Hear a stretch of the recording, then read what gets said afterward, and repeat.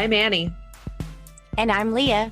And this is Lactation Business Coaching with Annie and Leah, where we talk about the smart way to create a compassionate and professional private practice.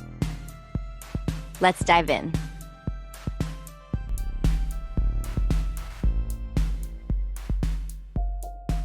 Well, hey there, Annie. Hey there, Leah. How are you? It's good. It's so funny that it was so recently that we were together in USLCA, and now I don't know when I'm going to see you again. I know. I'm a little bit sad about that. I was thinking about that. I'm like, how can we figure out a way to see each other again? And I guess for now it'll just be virtual, but good news, we have a bunch of virtual things coming up. So I feel like at least we'll have a little bit of connection over the next couple months. Yeah, it's so nice to come together. We had a great deeper dive last month with Allison Walsh and LaShonda Dandridge about supporting Pathway 3 mentors. And then we have somebody really exciting coming on November 7th at 1 p.m. Eastern. We're going to be live with Kathy Watson-Jenna, and we're doing a deeper dive into supporting sucking skills. Some of you may have come to the deeper dive we did with Kathy a year ago, which was on clinical complexities. And if you were there, you know, and you can also, the recording is available of that one. We always make the deeper dive recordings available so you can watch them later, purchase them later. But this time we're going to be talking with Kathy about creating the new edition of supporting sucking skills. I'm so excited. I'm so excited. I've been going through it, and I've been doing the book club that Barbara Robertson runs to make myself really not just like skim for what I think I need to know. And I already, after just the first chapter, redid all of my charting templates. I love it. Yeah, I did that book review or book club last year, I think, and it was really good. It was so helpful. And I just loved when we had Kathy last time. Her energy is just so great. And I loved how she just made everything seem so, I don't know, just like real and tangible. And I can't wait to hear about the new additions to the book and things that she changed and how she figured those changes out. You know, I'm just can't wait to hear it. Just open up your brain to us, Kathy. That's all we want. That amazing brain. And she's so generous and she's so kind. I got to be with her in Dallas at the end of August for the Dallas Lactation Consultants Association. We were the two speakers, and it was just so like soul nourishing to spend time with her. She's just really such a kind person, but like so smart, like the things that she just has at her fingertips. So I'm just really grateful, we both are, that she's going to be spending an hour with us. I know. Coming up very soon. It's so Monday soon. the 7th. So you can find all of our deeper dives at learn.paperlesslactation.com/deeper-dives. And I'm also working on migrating the past deeper dives over. It's just been a kind of a slow process, but they will all be there eventually. But you should see the upcoming ones, this one with Kathy, and then our December one, which will be a deeper dive into watchful waiting with Susan Howard. So that's happening in December, and a bunch that we've already done should already be up there. Slowly but surely, I'll get them all there. But today, Leah, what are we going to talk about on the podcast today? Oh, it's such a good topic because it's been such an evolution of figuring out like your Goldilocks caseload, like what's the perfect amount of work cases for you to be taking on at a time. And I just feel like, oh my goodness, the pandemic definitely brought all of this home for me, like in my face, and really have been soul searching and trying to find that magic Goldilocks number. It's still kind of a work in progress, but I know you have been on the same journey because we have had quite a few Voxer exchanges going back and forth about like, it's too much, it's too little, it's too much, it's too little. So we're still working on Goldilocks. It's just right. But I'm really excited to have this conversation today. It is like an emotional roller coaster doing private practice, because I feel like I'm either convinced that like it's all gone, like something has happened and I have no private practice anymore, or like 2 days later, I'll be like, oh my gosh, I'm overwhelmed. I'm drowning. Yes too many babies. The babies are just falling from the sky.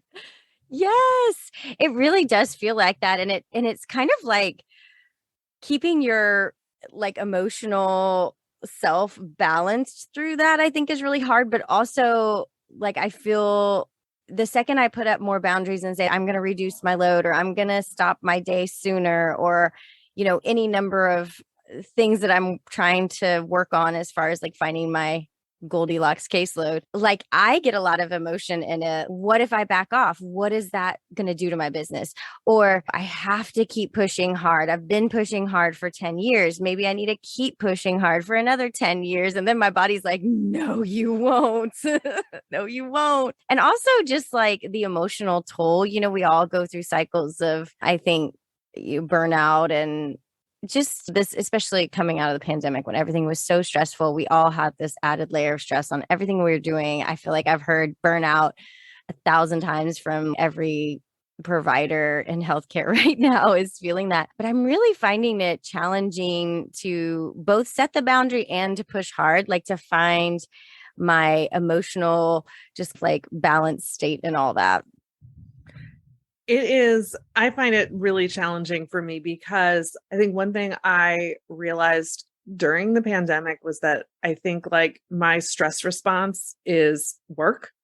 Like and it was a lot of like, for me, like dissociating through work. Like, how can I find ways to just occupy my mind so I don't have to think about what's happening in the world and what I'm worried about? I can just fill my mind. There were great things that came out of that for me, like really being able to support so many families virtually and running conferences. I loved all the individual pieces of the things that I did, but I hit a point where I was maintaining a full caseload and running a conference over multiple weeks this spring. And my body, when it was over, was just like, you are done.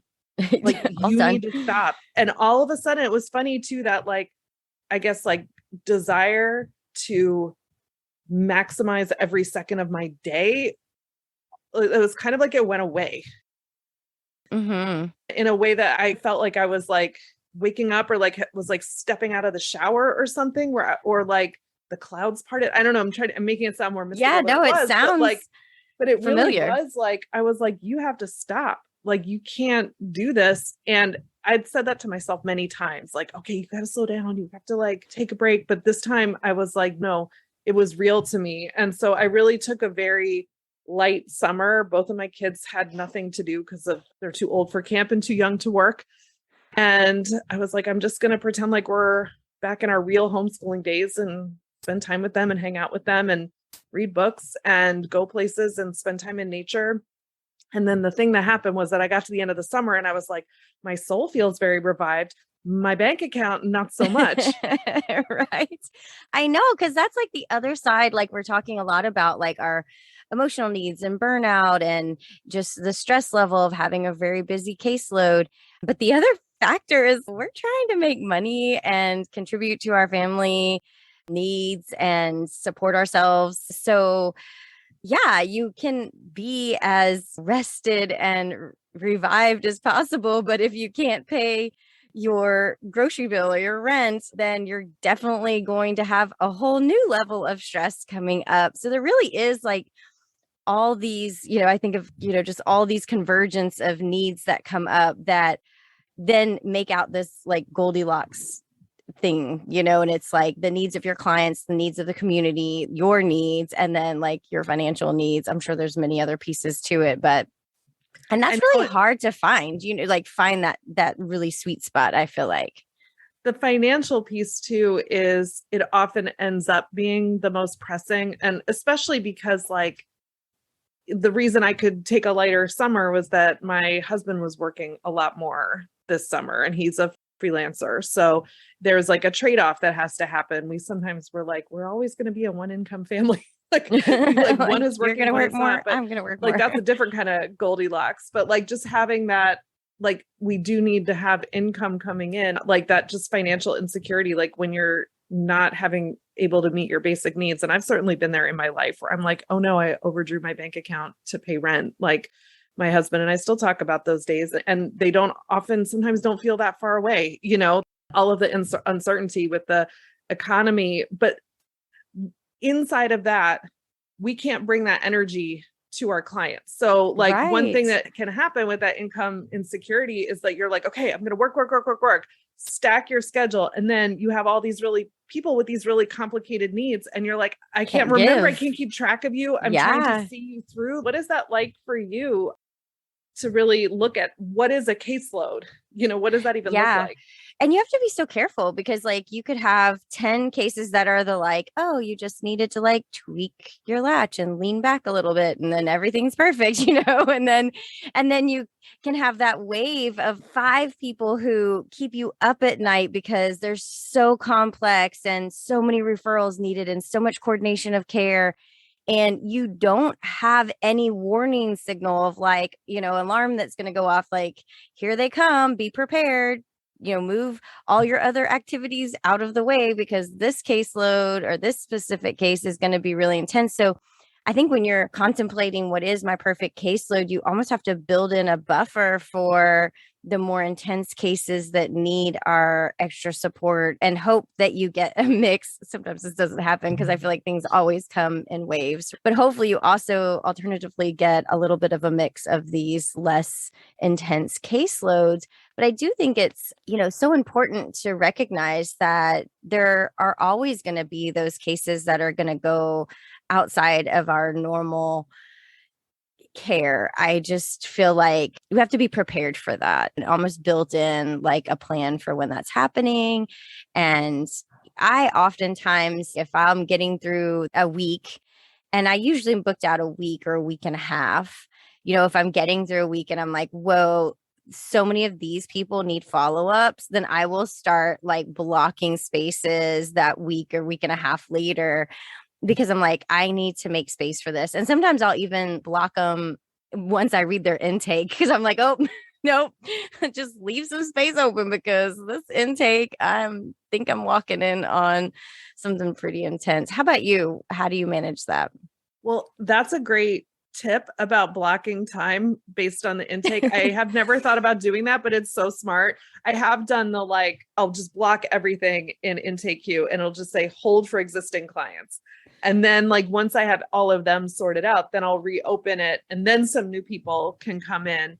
I've had a lot of postpartum depression lately, and those cases are so just, they're a lot of everything, a lot of investment emotionally and time wise. And those are the ones where I do end up staying at a home visit well past when I would ordinarily stay, just because Yeah. I'm like, I can't leave until I feel like you understand like what we're talking about here, that Yeah. you're going to make a phone call, that there's a support plan in place.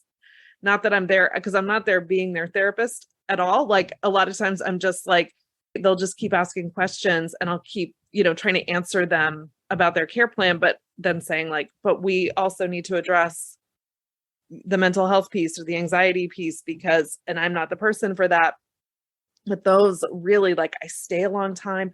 I think about them. They keep me up at night. And those are really, Mhm. it's those families. And it's just so hard for them. And it seems like there's like a therapist shortage, Yeah. understandably. And then the other ones that I feel like I have to make, and this is more like make mindset room for rather than scheduling room for, but it's a little bit of both, are like, I have some cases where it gets really complicated and we're doing multiple visits. And then 4 visits in, the EOBs start coming from Aetna, and it'll be one of those where like everything is all messed up. And I'm like, Mm. okay, I haven't gotten paid for this yet. We're trying to get paid, but what if I never get paid? And then in the middle of that, they'll reach out and say, can I come into your office or can I do another home visit? And it's like part of like, I have to turn off the part of me that's like, I might not get paid for this, because at that point I have a duty of care. I'm invested in them. And so like financially, budget wise, I have to build that buffer in too. I have to know Yeah. that there's going to be a certain percentage of cases that I'm just not going to get paid for, or they're going to be sliding scale. And so I've chosen not to get paid or not paid as much for, but some that where the insurance company is just going to like screw me over. Yeah. Which is so hard to like be able to predict all of these factors. And so, as me and Annie have learned after I've been in business for almost, well, now actually 11 years, And it's just so crazy to me because of the evolution that time has taken. I've pushed more, pulled back, pushed more, pulled back, and, really try to find this sweet spot, which I don't think I'm there yet. Like, I still feel like I'm in this kind of searching, and also different stages of your life. That's the other factor, is like different stages of our lives might dictate that we're going to push more or pull back for other reasons outside of our control. So I feel like that's a piece to it too. And I know that you and I have had so many conversations about how we've been evolving and changing and looking at all this. And I love that you also one time mentioned to me that you had sat down and looked at, this is how much money I need to make in a month. And this is how many cases I would need to take. And, this is how many follow, like you had kind of, in a very Annie wonderful way with a spreadsheet, I'm certain, had kind of like mapped that out. And that's something that I've always like really appreciated and have thought about a lot. It helped guide me a little bit because I have worked out those numbers, because the number side of it, some people just don't know. Like, you might be like, oh, I'm going to make X number of dollars a year. But I'm like, okay, but really, what would that look like? Like, you got to break that all down and look at, like, I would have to do, 10 initial visits a week and 5 follow-ups a week to make those numbers work out. You've got to really put pen to paper or fingers to keyboard and really break it all down if you have some specific needs around that. So you can really get an idea of what does it actually look like to make the money that you maybe feel like you need to make or want to make, or goals, that kind of thing. Because that was something that when you had mentioned it to me, I was like, oh, wow.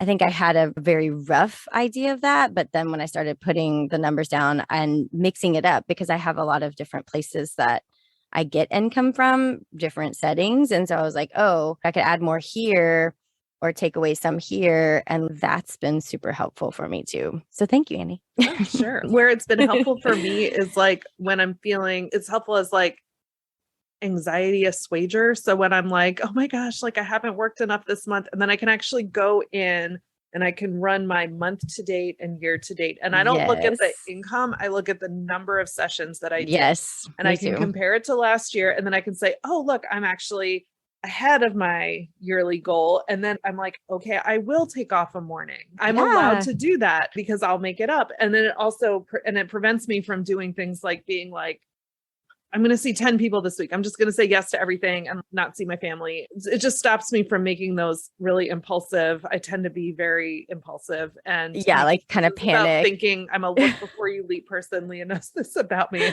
I'm like, I have a great idea. It's going to change everything. And then it sometimes makes more problems for me. I will share, to wrap up, I'm going to actually share something, because like when I'm worried about money, I make stupid decisions. So I have to try to do things to like stop myself from making stupid decisions. But I made literally one of the dumbest decisions that I think I could have possibly made. Okay, like I'm building it up, but like for me to do this, it's like embarrassing. I was looking at my expenses. I'm like, okay, I'm going to cut my expenses. Like what can go, what's extra. And I was like, oh, Spruce has fax. I'm like, why am I paying for SR fax when it's included with Spruce? And I was like, I immediately wrote a number. I'm like, can you port my number from SR fax? And Spruce was like, we sure can. And then like within like 4 days, it was done. I was like, yay, now I'm not paying for SR fax anymore. And then SR fax sent me a refund. And I was for like the year, because I'd paid by the year. I was like, this is amazing. And I mentioned it to a friend of mine, and she was like, but what about the intake queue integration? And I was like, oh yeah, there's that. Oh yeah, there's that. So now that was a couple days ago, and I'm like, I cannot walk this back. So now I'm like, okay, now I'm just going to figure out what is the smoothest workflow for. Oh my gosh, that's so hard. That's not integrated with intake queue. I was like, I just have to laugh at myself. But that's the kind of things that I do when I let like fears about money control my decision making, and it has to come from a different place. Like we have those fears, like I have those fears, you have those fears, and that insecurity and all of that, but we have to really figure out how to like take care of ourselves around that, so that we're not making decisions that might have implications we're not thinking about. Yeah. And I think that's where this discussion can kind of learn from we always say this, I think on so many podcasts, like learn from our mistakes, learn from what we've been through for the last 10 years. And my biggest tip is know thyself. Annie knows that like, I'm going to make fear-based decisions. So you have ways to like guide yourself out of that. Sometimes you don't use them, but you have ways to guide yourself out of that by saying, wait a second. And I do the same thing you do when I get like all fear and I'm like, I pulled back too much. My business will never survive. And then I'll look at the numbers and I'll be like, nope, I am doing just fine. I have just the same amount or more or whatever that, I'm looking for. I'm like, it just helps me so much. But also know thyself, like what's too much for you? What's going to make you not a good provider? These are things to be reflecting on and like notice on a Friday at the end of the day. Are you just like, oh my God, I can't believe I made it through this week. It was like so hard. It was the worst ever. I mean, like, do you really want to go into every weekend like that? Or is there a way to adjust your schedule where it doesn't feel like you've finally got to Friday, but it was in a crash and burn? Or do you feel expansive on Friday? Do you feel like, oh my gosh, I could have done more? It's just having that awareness, that self-awareness, I think is just such a powerful tool. And Annie and I are still figuring it out. So we are very much still figuring it out. And we figure a lot of stuff out during the deeper dives. And I think also just talking to each other, like doing these podcasts together, like I'm such an external processor and I know Leah has some of that too. So like a lot of times it's really like legit that we get to the end of a podcast and we have like the two of us like have new insights that we didn't have before we sat down to start recording. So even just talking about it, having somebody to talk about it with, having somebody that you can actually like be honest and say, I'm scared about money right now. And like that can sometimes just that in itself can be a scary thing to say. But so, who do you trust? Who's going to help give you those checks? And also, what other things do you have in place for those times when there might be times where you're not making enough money? That also happens. Like we talk about paring back and leaving room and not getting anxious, but there definitely have been times where it's like, it isn't enough. And so that's where, and we don't, or that's not possible. It's not possible because, and it might be not possible because there's no people like calling you. It might not be possible because you have a family member who is sick. You and I both, we have teenagers and we've got aging parents. And so we are in those sandwich years that, our kids and our parents need us. And so that makes demands on your time. So thinking about too, like what other things do you have in place? What other, like we've talked about diversification before. I know we'll do it again in the future, but really thinking about how can you diversify what you're doing so you're not just dependent on one type of thing to make or break you. Yeah, definitely. Yeah. Well, I mean, I think we could talk about this for hours because it's such a deep conversation and we should totally come back to this and maybe have a deeper dive on this one because I feel like it would be so helpful to talk to some professional about some of this. I think it would be such a valuable conversation to continue on. And I cannot wait for our deeper dive. I hope you guys will all join us for both of them. They're going to be so awesome with Kathy in November and Susan in December. I'm so excited and can't wait. And I hope you guys will all join us. I hope so too. Go to learn.paperlesslactation.com/deeper-dives and you'll see our upcoming deeper dives November with Kathy Watson Jenna, deeper dive into supporting sucking skills, and December with Susan Howard, a deeper dive into watchful waiting. Really hope you'll be there. You can find recordings of our past dives as well and post comments. We're there in the community. We'd love to be interacting with you there as well. So thank you so much for listening. And Leah, this conversation really did a lot for me today. I really needed to start my week with it. Definitely. It's so good to talk to you, Annie. Talk soon. Bye. Bye. Thanks for listening. To learn more about our monthly deeper dives and how to support our podcast for as little as $1 a month, visit lactationbusinesscoaching.com. Don't forget to leave us a rating and hit that subscribe button so you never miss an episode.